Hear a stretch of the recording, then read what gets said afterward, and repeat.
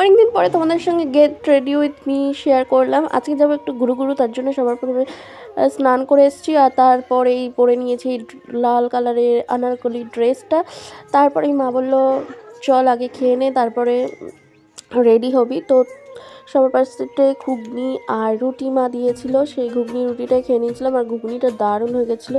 সেটাই আমি সবাইকে বলছিলাম যে দারুণ হয়েছে ঘুগনি। এরপরে হচ্ছিলাম রেডি, আর রেডি হবো, শুধু পন্স ক্রিম মাখবো আর টিপ পরবো আর লিপস্টিক পরবো। তো প্রথমে পন্স ক্রিমটা ভালোভাবে মেখে নিচ্ছি, যেহেতু শীতকাল, না হলে মুখটা টান ধরবে তার জন্য। এরপরে আমি লিপস্টিকটা পরে নিচ্ছি, আর লিপস্টিক তো তোমরা জানোই আমার ফেভারিট।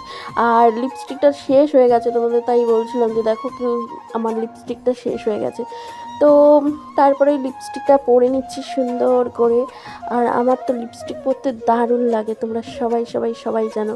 আর লিপস্টিকটা জানি না কার কীরকম লাগে, কিন্তু আমার দারুণ লাগে লিপস্টিক। তো আমার লিপস্টিকটা পরা হয়ে গেছে।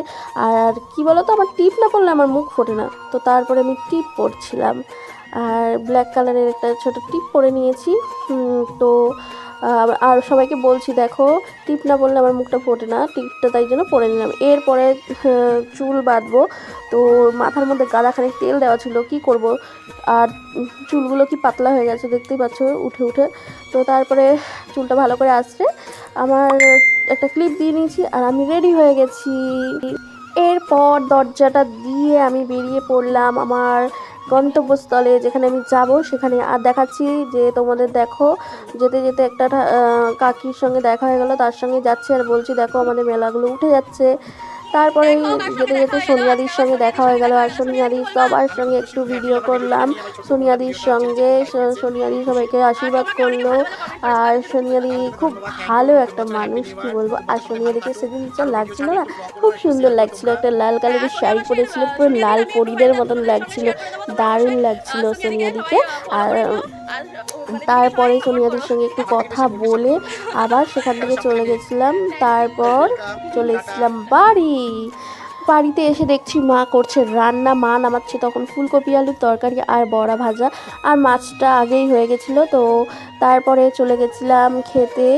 আর দেখো কত সুন্দর রান্না বান্না হয়ে গেছে। বাড়ি চলে এসেছি, এখন বাড়ি এসে ড্রেস চেঞ্জ করে নিয়েছি, এখন করবো খাওয়া দাওয়া। যে মা করছে সব কিছু রান্না বান্না, তোমাদের দেখিয়ে দিলাম কি কি রান্না করেছে ফুলকপির বড়া, ফুলকপি আলুর তরকারি, আর করেছে আলুর বড়া।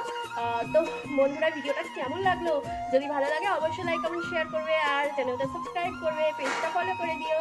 টাটা। আর আজকে আমি প্রচুর প্রচুর আনন্দ পেয়েছি, আজকে আবার সোনিয়াদির সঙ্গে দেখা হয়েছে, আর সোনিয়াদি অনেক অনেক অনেক অনেক অনেক অনেক আশীর্বাদ করেছে, আর যারা যারা ভালো ভালো কমেন্ট করেছে তাদেরকেও আশীর্বাদ করেছে। তো সোনিয়াদি একটা খুব ভালো মনের মানুষ। তো আজকের ভিডিওটা এতটাই, আর সোনিয়াদির পেজটা ফলো করে দিও সবাই। আর টাটা বাই, দেখা হচ্ছে নেক্সট ভিডিওতে।